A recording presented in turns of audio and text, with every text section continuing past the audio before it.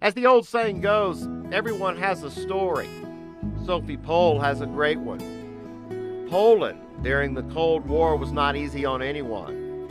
It was especially hard on the young Sophie. So everybody wanted to flee the country, everyone. There was not a person that would want to stay in Poland.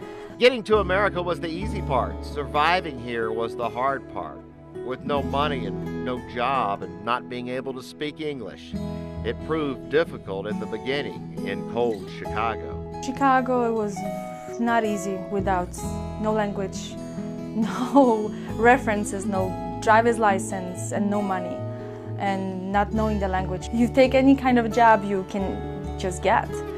Eventually, the spirited and tenacious Sophie began to turn things around for herself, taking odd jobs, learning the language, and I was actually studying while I was working.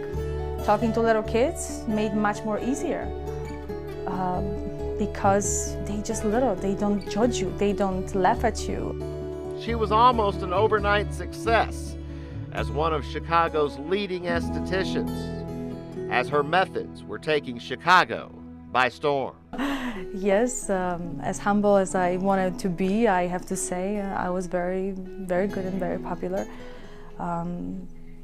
Thanks to the people I was around. I was blessed with a wonderful group of people. Hardship returned to Sophie and her husband as her first child, born premature, almost passed away. Sophie says the only thing that saved her son was prayer. He was very, very sick. He spent 3 months in the hospital in a NICU. It was a very tough time. It was probably the toughest time in my life. You know, we prayed a lot. He was very, very sick.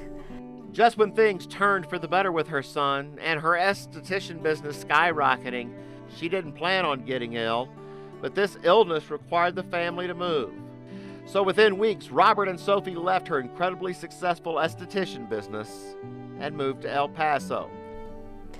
Very sick, and I had to be either on medication or I had to not work and just stay in bed. Then the calling to return to the spa business began knocking. European Touch by Sophie was created again, and Chicago's loss is El Paso's gain.